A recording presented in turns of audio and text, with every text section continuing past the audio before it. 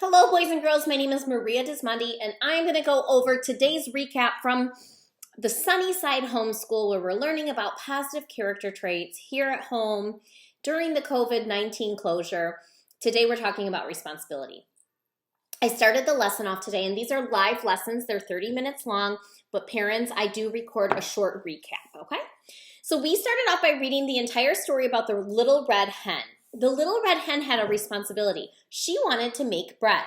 And so there are many things that she had to do, many jobs and responsibilities that she had to do before making the bread. For example, she needed to plant her wheat. She needed to pluck the wheat. She needed to, let's see what else, reap the wheat. She needed to take it to the mill to get it milled into flour. She needed to make dough, and then she needed to bake the bread. So all these things that she wanted to do to make the bread, her responsibility. And she asked her friends each time, would you like to help me plant it? Would you like to help me reap it? And every single time, her friends, the cat, the goose, the duck, and the pig all said no. She didn't complain because this was her goal to eat, bake and eat the bread.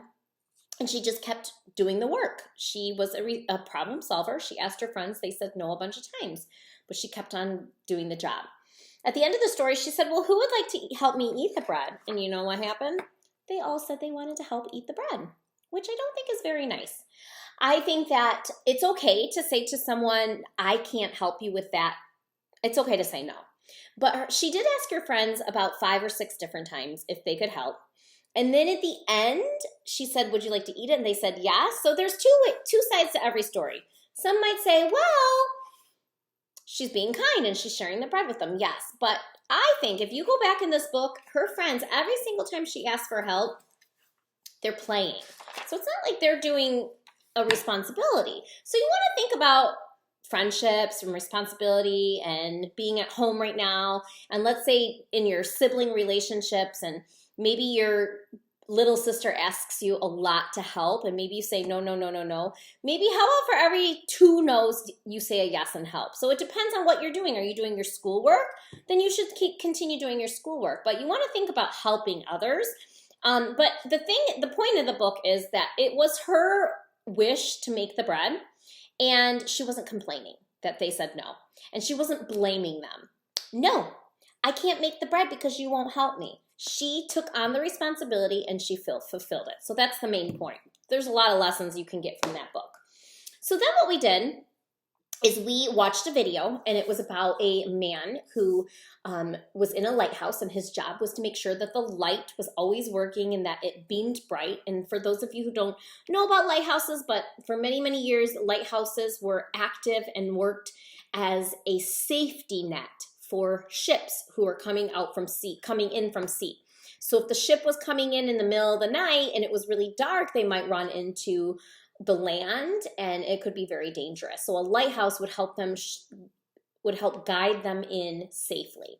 And so this man, and you can download my PowerPoint, parents, and you can watch the video yourself. But the man had a problem because the lighthouse stopped working. And instead of blaming others or blaming the storm or, complaining, he tried fixing it, and it made it worse. At the end of the story, you see him running out of the lighthouse to go. We don't know exactly what he was going to do, but you can predict that maybe he was going to get help. And then all of a sudden, all the townspeople showed up with candles. And if you take each person had a candle and you put them all together, it created a beautiful, magnificent light that led the ship in safely that was coming in. And so I like that story because it shows his responsibility. It shows that he has troubles and that he doesn't blame and he doesn't make up excuses, but that there was a way. Other people were generous and kind in helping. All right, so responsibility is the quality or state of being in charge of someone or something, okay? So your responsibility as a kid is being responsible for certain tasks like brushing your teeth and making your bed, things like that. Your responsibility of being a friend, so that might look a little bit different, but we've been talking about friendship here, and being a responsible friend is being kind and honest and caring and helpful. And last but not least, we talked about how grown-ups have responsibilities, and those responsibilities look very different from what a responsibility looks like for a kid. So I did a demonstration to show you a little bit about responsibility. So let me get it ready. Okay, so we have this cereal here, Cinnamon Toast Crunch, which is one of my favorites. And it's $50 for this container of cereal, okay? This is pretend. Then we have this jar or container of chocolate M&Ms, Skittles, lots of other little treats. This is $500. Okay? These are treats. Treats are special. Entertainment is special. Treats are special, okay? Now, let's say you have some money, and I got this money from one of our games at home, and you have money because you've earned the money from a job. Now, this says 100K, which means 100,000, but we're going to pretend like it's $100 and $500 and $50. So I have all this money because I've been doing my job. I've been working. I've been earning an income and money. But now I have some bills to pay. Now, here's the deal. I really, really want this chocolate and this candy. I really love chocolate, okay? But I have bills to pay. So it's my responsibility to figure out what's more important, okay? All right, well, gosh, food for my family. That's something I need to buy. That's very important. And we're going to spend about $500 on a few weeks of food. Try to get 3 weeks for quarantine, right? All right. Oh, boys and girls, you play hockey. That costs money. And so in order to play hockey, gosh, it's probably like $100 a month, okay? I'm just making these things up. Oh boy, this is important. This is very important. I need to pay to live in my house before I buy the candy, for sure. And that's a lot of money. So I'm going to spend $500 to pay for living in my house. Oh, you know what? It's Grandma's birthday. We want to get Grandma a really nice gift. We've got to pay that bill. We're going to pay $50 to get Grandma a gift. Now, at the end of the month, after I've paid my bills, I paid for electricity, I paid for some clothing for my children, I paid for piano lessons, gas, all these things, I have $50 left. It's not a lot of money, and it's not enough for me to buy my chocolate. So I could buy all my chocolate and not pay for my house, but remember choices and results. The results of that would be really, really bad. If we don't pay to live in our houses, it's bad. Like, you have to pay to live in your house, and if you don't, then you have to pay more money in the end. And we need a house to live in. So I'm going to pay for the house. I'm going to be responsible, and this time I'm going to get some treats, and I'm only going to get the cereal. So adults have to make these choices and decisions all the time. Like, how are we going to pay for this? How are we going to pay for that? And it's a lot of work, and it's a lot of mental capacity. You have to use your brain a lot, and sometimes it gets really tricky when things like COVID-19 happen, and you can't go to work every day. And so the responsibilities that adults have are pretty big, and that's what one of them looks like. But it's all about the choices and results, okay? So we went over choices and results, and you can see that in the PowerPoint. And so here's the deal. We don't want to blame other people when things don't go our way. If we can't stick to our responsibilities, we don't want to blame others. We don't want to make up excuses. We want to own it. And here's an example of that.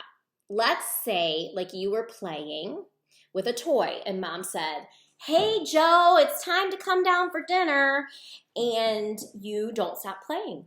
So you made the choice not to listen to your mom, but to keep playing your game because you were having so much fun. The result is that your dinner is now cold. You start making up excuses and you start blaming Mom. Your excuse is, "Oh, I just had to do one more thing for my Lego kit." And then that doesn't make you feel better, so you start blaming Mom. "Well, it's her fault because she didn't tell me to come down soon enough." Okay, so that wastes a lot of time. It doesn't feel good when we make up excuses and blame others. And so we're just going to own it. And we're going to say, this is a bummer. My food is cold. It's kind of gross, but I'm going to eat it because I made the choice not to listen and to keep playing. And the result is a cold dinner. So remember, choices and results has a lot of weight when we talk about responsibility because you're the one making the choice. Last but not least, we took a piece of paper and a pencil, we divided the paper into 4, and we wrote home, school, and myself. And then I opened up the chat so that kids could do a live version of this. And so kids were telling me what are their responsibilities at home, what are some of the responsibilities at school, like doing your best, asking questions, being prepared, and then at home maybe cleaning your room and doing chores. Then I said, what are some of your responsibilities to yourself? And that might look like drinking water and getting your sleep and getting some exercise every day. And then I shared with boys and girls that one thing that helps me to keep my responsibilities and to make sure I'm doing them is to make a list. It's a to-do list. And so we made 3 boxes, and I encouraged you all to think about what your responsibilities are for today and to make a list. And so one of my daughters wrote piano because she needs to practice piano today. And my son wrote dock because he's helping his dad put a dock in. Let's see, what was another one? My other daughter wrote set the table because that's one of her chores. So keeping your responsibilities, one way that will help you to do that is to make a list. And so that's what we talked about this week. Thank you so much for tuning in, boys and girls. Don't forget to get your poster and mark off these books because these books were on the poster. Thanks so much, everyone. Bye-bye.